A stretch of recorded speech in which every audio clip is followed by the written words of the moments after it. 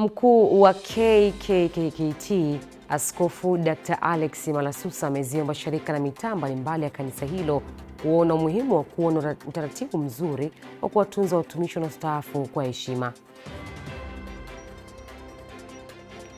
Rais Dr. Samia Suluhu Hassan amemwagiza mkuu wa mkoa na viongozi wengine kuhakikisha vyanzo mbalimbali vya maji na miundombinu mingine vinalindwa ili kuwanufaisha wananchi. Kuelekea uchaguzi mkuu mwaka huu wa Tanzania umetakiwa kuunga mkono vijana na wanawake zaidi ili wawe viongozi wa kuwa ndio kundi kubwa linaloweza kufanya mabadiliko. Na kiongozi wa Syria Ahmed al-Sharaa ametoa wito wa amani na umoja wa taifa baada ya siku kadhaa za mapambano kati ya vikosi vya usalama na washirika wa utawala wa Bashar al-Assad.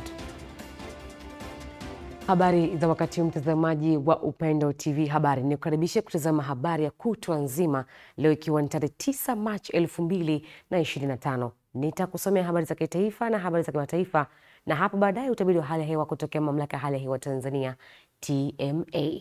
Tuanzie na habari za kitaifa tukianzia hapa jijini Dar es Salaam. Mkuu wa KKKT Askofu Dr. Alex Malasusa ameziomba shirika na mitaa mbalimbali ya kanisa hilo kuona umuhimu wa kuwa na utaratibu mzuri wa kuwatunza watumishi wanaostaafu kwa heshima utumishi wao, kwa kuwa kufanya hivyo kutaendelea kuwatia moyo kutoka na kazi kubwa walizozifanya. Amesema hayo wakati akiongoza ibada maalum ya kumtakia heri mchungaji Moses Maarifa ambaye amestaafu. Ibada imefanyika katika usharika Mbezi Juu, Dar es Salaam, ambapo amepongeza usharika wa Mbezi Juu wa kumzawadia nyumba mchungaji huyo ambao alitumika kwa ajili ya kupangisha ili kumuingizia kipato. Tutaendelea kumshukuru Mungu sana kwa ajili ya mchungaji Maarifa. Mmeona katika wasifu wake amefanya vituo vingi, lakini moja ya kazi kubwa ambayo mara nyingi tumeisahau ni kutunza vijana. Alikuwa huyu mkurugenzi wa vijana au kiongozi wa idara ya vijana. Ningedhani vijana kama wapo hapa, kwa niaba ya vijana wa siku zile zilizopita, vijana hebu simameni. Mpigieni katibu wenu wa vijana, pigeni makofi. Simameni vijana mliopo. Kumbe walisali asubuhi vijana. Hawa wachache waliopo, endeleeni kusimama, mpige makofi kwa huyu aliyekuwa kiongozi wa idara ya vijana.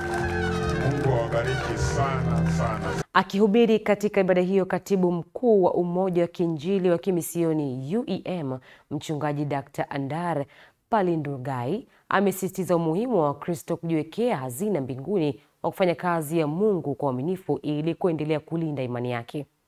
Paul speaks today, fighting the good fight. Paul anavyosema alilinda imani, na kwako mchungaji Maarifa, Mungu amekupa nafasi ya kulinda imani. Kwa pamoja na magumu ambayo ulipitia, haukukata tamaa. Ulibaki kuwa Mkristo mpaka leo, baki kuwa mchungaji mpaka leo. Na kwa sababu hiyo umetupa nafasi ya sisi kurisi. Na akatukumbusha kwamba hata sisi wachungaji ambao tuko leo kama tunaongoza makanisa ni kwa sababu ya wachungaji waliotangulia ambao walifanya kazi ya bidii sana. Kwa hiyo unaweza kuendelea kutirisisha. Akatukumbusha Mithali ile 16:31 ya kwamba uzee ni kitu cha thamani sana. Mvi ni taji ya uzuri, hupatikana katika njia ya haki. Katibu mkuu wa Dayosisi ya Mashariki na Pwani Goodluck Nkini akisoma wasifu mchungaji Maarifa amesema dayosisi itaendelea kuenzi mchango aliotoa kwenye idara ya vijana pamoja na mitaa na shirika mbalimbali zilizohudumu, ambapo naye amewashukuru viongozi wa dayosisi na washirika katika ushirikiano uliompatia kipindi chote cha utumishi wake. Mchungaji Moses Maarifa alistaafu rasmi tarehe 4 mwezi wa Juni 2024 kwa mujibu wa katiba na taratibu za Dayosisi ya Mashariki na Pwani. Uongozi wa Dayosisi ya Mashariki na Pwani inakupongeza mchungaji na kukutakia heri na baraka tele kutoka kwa Mungu kwa utumishi wako shambani mwake. Neno la Mungu linasema katika Yohana mlango wa 12 mstari wa 26 kifungu kidogo B, tena mtu akinitumikia Baba atamheshimu. Wasifu huu umesomwa na katibu mkuu wa Dayosisi ya Mashariki na Pwani. Jina langu ni Goodluck Nkini. Ibada hiyo imehudhuriwa na viongozi mbalimbali wa UEM, wakuu wa majimbo, wachungaji, wainjilisti na washirika kutoka sharika na mitaa mbalimbali ya Dayosisi ya Mashariki na Pwani. Naam, tunamtakia heri Mchungaji Moses Maarifa kwa ajili ya kazi kubwa ya Mungu aliyofanya katika kulijenga kanisa. Na sasa tuelekee kule mkoani Kilimanjaro. Rais Dr. Samia Suluhu Hassan amemwagiza mkuu wa mkoa na viongozi wengine kuhakikisha vyanzo mbalimbali vya maji na miundombinu mingine vinalindwa ili kuwanufaisha wananchi kwa muda mrefu kwa manufaa yao na taifa. Ametoa agizo hilo wakati wa uzinduzi wa mradi wa maji Same, Mwanga na Korogwe mkoani Kilimanjaro ambao wanatarajiwa kuwanufaisha zaidi ya watu 600,000. Mradi huu ndugu zangu ni mkubwa mno. Tukizembea, ukienda ukiharibika, tumeharibikiwa eneo kubwa. Watu 300,000 wameharibikiwa kupata maji. Kwa hiyo niwaombe sana wizara na walioaminiwa kukabidhiwa mradi huu, ulinzi wa vyanzo vya maji, lakini ulinzi wa miundombinu yetu. Na hili la ulinzi wa vyanzo vya maji nataka niliwache kwako mkuu wa mkoa na wakuu wetu wa wilaya wote, tuhakikishe vyanzo vyetu vya maji tunavilinda ipasavyo. Upatikanaji wa mradi huu unakwenda kutoa nafuu kwa vyanzo vingi ambavyo tulikuwa tunavitumia kabla ya kuwepo mradi huu. Sasa vikatunzwe ili maji yaendelee kutiririka.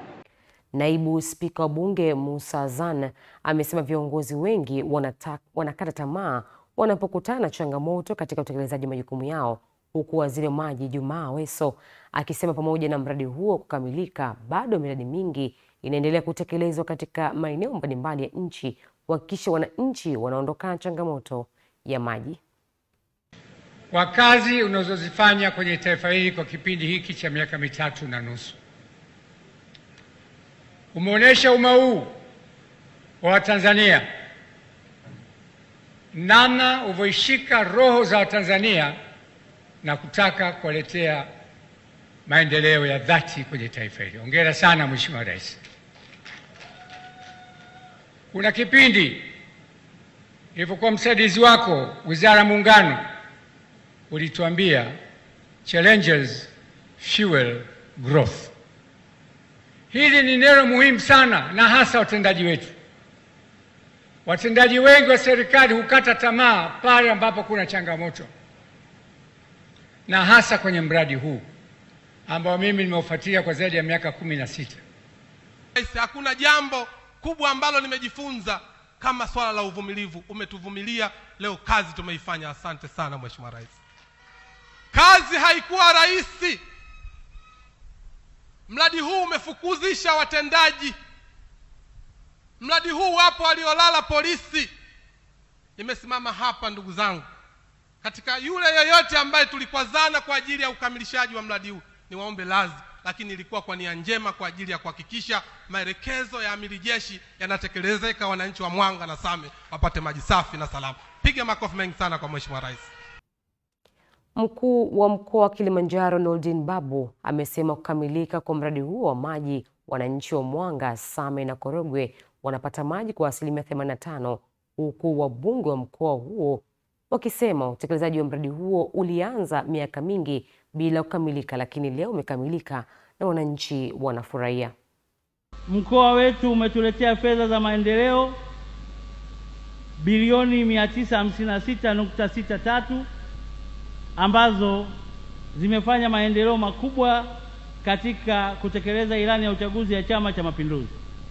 Fedha hizo zimefanya miradi 1360 ya maendeleo katika nyanja zote.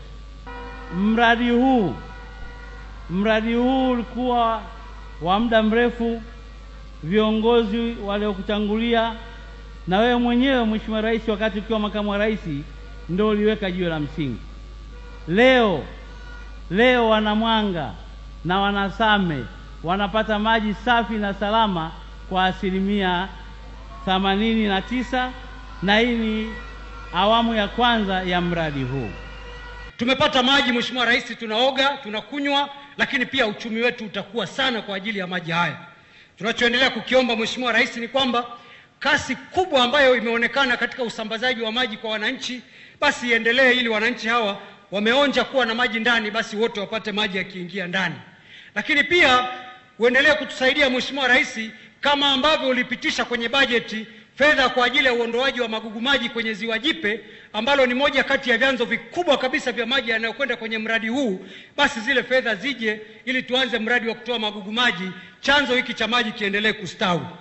Mradi huo umetekelezwa kwa awamu mbili, ambapo umejengwa kwa gharama ya zaidi ya shilingi bilioni 406.07 na tayari baadhi ya vijiji vimeshaanza kupata maji safi na salama, wakati utandazaji wa mabomba kwenda katika vijiji vingine ukiendelea.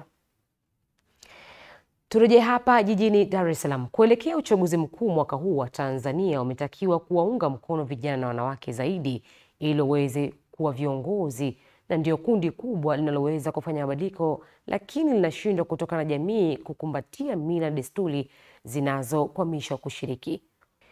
Wito huo umetolewa na afisa mipango wa shirika linalotetea haki ya mazingira, haki za binadamu na jinsia la EnviroCare, Godlizen Muro, wakati akizungumza katika semina siku mbili kwa ajili ya kuwajengea uwezo kuhusu usawa wa kijinsia na kushiriki kwa wanawake na vijana katika mchakato wa maamuzi. Tutawajengea uwezo katika masuala ya uongozi, lakini pia tutawawezesha ili waende wakagombee kutoka katika vyama mbalimbali, kwa sababu sisi EnviroCare hatufungamani na chama chochote cha siasa wala taasisi yote ya kidini, lakini tunahamasisha vijana pamoja na wanawake kutoka taasisi mbalimbali, kutoka vyama mbalimbali waweze kugombea katika chaguzi zinazokuja. Na ni matarajio yetu kwamba katika uchaguzi mkuu ujao mwaka huu 2025 vijana pamoja na wanawake wengi watajitokeza kugombea nafasi mbalimbali zikiwemo za udiwani pamoja na ubunge. Tunaamini kwamba katika uchaguzi huu pia vijana wengi pamoja na wanawake na wananchi wengine pia watajitokeza kwa wingi, na tunawahamasisha wajitokeze kwa wingi ili waweze kwenda kupiga kura na kuchaguliwa. Wachague na pia wajue wana haki ya kuchaguliwa. Kwa hiyo wanawake pamoja na vijana hiyo ni haki yao ya msingi, na tunawahamasisha waweze kufanya hivyo. Lakini kwa kutambua ya kwamba sisi kama shirika hatuwezi kufanya kazi peke yetu na kuweza kuwafikia watu wengi zaidi nchini, tumeamua kufanya kazi kwa ukaribu sana na vyombo vya habari.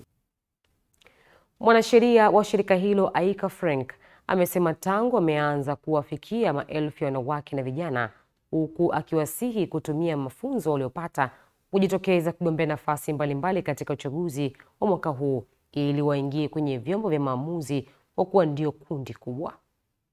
Ukiangalia kwa vijana ni asilimia chache sana, asilimia 58 kutokana na takwimu. Kwa hiyo basi kupitia semina hii nimejifunza kwamba mwanamke ama kijana ana nafasi kubwa sana katika uongozi, lakini pia akisimama kama mwanamke anaweza, pia akisimama kama kijana anaweza. Kwani tukiangalia katika uchaguzi, na kama mwaka huu tunaelekea katika kipindi cha uchaguzi, kwa hiyo mategemeo makubwa sana tunategemea kupitia semina hii kwamba waandishi wa habari watawawezesha vijana au watatoa elimu kwa vijana pia wanawake ili waweze kushiriki kwa wingi katika uchaguzi. Hivyo basi katika uongozi unaofuatia tutapata wanawake wengi, lakini pia vijana wengi kutokana na semina hii.